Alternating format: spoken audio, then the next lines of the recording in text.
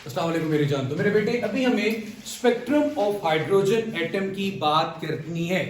जब हाइड्रोजन का एटम या फिर आप ये बात करते हो कि इलेक्ट्रॉन एक एक्साइटेड स्टेट से हायर से लोअर की तरफ जंप करता है तो वो एनर्जी रिलीज करता है in the form of light. उस लाइट की जो एनर्जी है वो E is equal to H F होती है। मेरे बेटे हम अकॉर्डिंग टू द बुक अगर चलें तो मेरे बेटे मैं हायर स्टेट को रिप्रेजेंट कर देता हूं N के साथ। चैप्टर के टॉपिक का नाम भी एटॉमिक स्पेक्ट्रा ही है और चैप्टर का नाम भी एटॉमिक स्पेक्ट्रा है। अब मेरे बेटे स्पेक्ट्रा मीन कि जब लाइट एमिट करेगा तो डिफरेंट एनर्जी की वेवलेंथ भी डिफरेंट एनर्जी होगी, क्योंकि एनर्जी का डायरेक्ट रिलेशन किसके साथ है? फ्रीक्वेंसी के साथ। और फ्रीक्वेंसी का इनवर्स रिलेशन किसके साथ है? वेवलेंथ के साथ। तो डिफरेंट एनर्जी पे जाके डिफरेंट वेवलेंथ की लाइट एमिट करेगा। उसके स्पेक्ट्रम की बात करनी है कि हम एक जनरल फॉर्मूला कैसे डिराइव कर सकते हैं डिफरेंट वेवलेंथ कैलकुलेट करने के लिए। मैंने N को हायर स्टेट का नाम दिया मेरा बेटा और P को लोअर स्टेट का नाम दिया।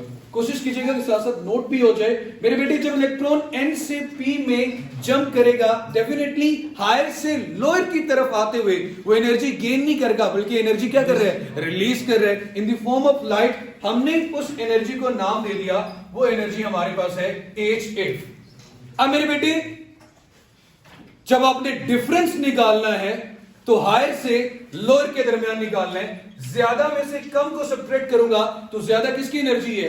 N की। कम किसकी एनर्जी है? P की। तो ये इक्वेशन क्या बनेगी? En minus EP। क्लियर हो गया मेरे बेटे? En minus EP। जरा देख ले एक दफा, बाद में नोट भी कर लेना, क्योंकि बाद में वो कुछ लोग कंफ्यूज होते हैं। अब मेरे बेटे हमने ये फॉर्मूला पढ़ा हुआ था, C is equal to F lambda. यहां से मैं F लिख सकता हूं C ओवर लैम्डा। C मतलब speed of light, hc over lambda. ये फॉर्मूला इस तरह बन गया। अब मेरे बेटे मुझे ये चीज बताएं, अगर मुझे एनर्जी की बात करनी है, किसकी एनर्जी की बात करनी है मेरे बेटे? एनर्जी का फॉर्मूला हम लोगों ने प्रीवियस टॉपिक में पढ़ा था कि एनर्जी हमारे पास इक्वल होती है minus E not divided by N square. यही फॉर्मूला पढ़ा था मेरा बेटा general, minus E not divided by N square. En की एनर्जी क्या होगी? Minus E not divided by N square. अब मैं ई नॉट नहीं लिखता, मेरे पास कौन सी स्टेट है, कौन सा ऑर्बिट है? nth ऑर्बिट है, तो इसकी जगह पे क्या आ जाएगा? n। इसकी जगह पे क्या आ जाएगा मेरा भाई? n आ जाएगा। अगर n ना भी लिखो तो ऑलरेडी हमने n लिखा हुआ है। ऑर्बिट यहां भी लिखते हैं ना, तो ऑलरेडी हमने क्या लिखा हुआ है? n लिखा हुआ है। यहां पे भी E not divided by N square आना था, लेकिन हम क्या ले लेंगे? हम ऑर्बिट किस ऑर्बिट में है? P में है। किस स्टेट में है? P में है। मेरे बेटे यहां पे वो चीज लिखी जाती है जिस ऑर्बिट में हो। मेरे पास दो ऑर्बिट है, एक N है और एक है P में है। N के लिए मैं n स्क्वायर लिखूंगा और दूसरे के लिए मैं क्या लिखूंगा? P square. तो यहां पे आ गया माइनस, माइनस ऑलरेडी फॉर्मूले का भी है, तो यहां आएगा E not over P square. Clear हो गया ये? माइनस फॉर्मूले का माइनस इंटू माइनस क्या होता है? प्लस। अगेन मैं ये चीज बता देता हूं, En energy of electron in nth orbit. Energy of electron in nth orbit, उसका ये जनरल फॉर्मूला कल ड्राइव कर लिया था। क्वांटाइज्ड एनर्जी में nth ऑर्बिट में हूं तो फॉर्मूला आएगा minus E not divided by N square. n का मतलब नंबर ऑफ ऑर्बिट। मैं n में हूं, मैंने उसे 1 2 3 का नाम नहीं दिया, तो मैंने उसको क्या दिया? n स्क्वायर माइनस आगे जनाब फिर क्या आ गया? ई नॉट डिवाइडेड बाय, फिर वो वाला ऑर्बिट मैं पहले n ही लिखता, लेकिन अब मेरे पास ऑर्बिट कौन सा है? P। तो क्या आ गया? P square. Minus into minus क्या होगा? प्लस। तो ये बनेगा minus E not divided by N square plus E not divided by P square. इधर आ रहा है मेरा बेटा hc ओवर लैम्डा। क्लियर हो गया मेरे बच्चे? अगर मैं इसको रीअरेंज करके लिखूं कि प्लस की वैल्यू पहले लिख लेता हूं, so E not divided by P square minus E not divided by N square. ये हमारे पास किसके को ला रहा बेटा? hc ओवर लैम्डा की। इन दोनों में कौन सी चीज कॉमन आ रही है? ई नॉट। जनाब ई नॉट कॉमन आ रहा है इन दोनों में। ई नॉट को मैंने कॉमन लिया तो ब्रैकेट में आया 1 over P square minus 1 over N square is equal to hc over lambda. मुझे वेवलेंथ के स्पेक्ट्रम की बात करनी है, स्पेक्ट्रम बनाना है तो वेवलेंथ चाहिए, वेवलेंथ चाहिए तो h से इधर मल्टीप्लाई इधर के क्या होगा, divide E not divided by H C into 1 minus P square 1 over P square minus 1 over A square किसके को लाएगा 1 ओवर लैम्डा के, किसके को लाएगा मेरा बेटा 1 ओवर लैम्डा के। अब मेरे बच्चे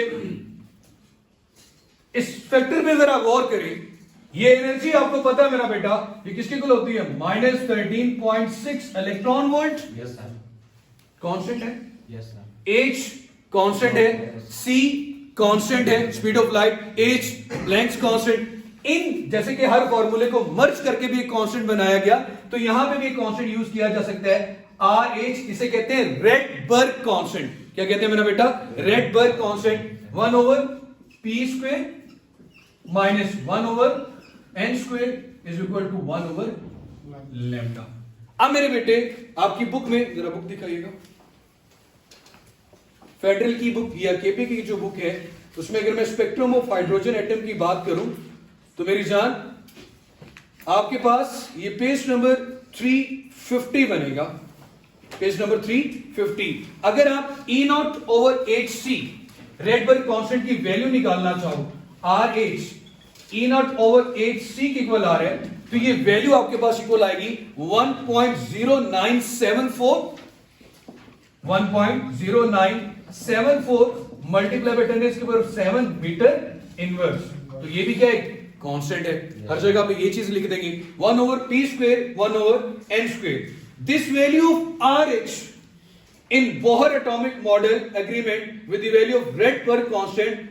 अब ये वैल्यू कहां पे लाई करती है, अगर हम सीरीज देखना चाहें तो कहां पे लाई करती है, वेवलेंथ के किस स्पेक्ट्रम में ये लाई करती है, तो वेवलेंथ का वो स्पेक्ट्रम जिसमें Balmer series, Paschen series, bracket series आती है, या विजिबल स्पेक्ट्रम, हर एक स्पेक्ट्रम को एक अलग नाम दिया गया है। ये नाम अगर आप देखना चाहते हैं, स्मार्ट सिलेबस के अकॉर्डिंग आपके बुक में नहीं था, तो पेज नंबर 347 पे देख सकते हैं।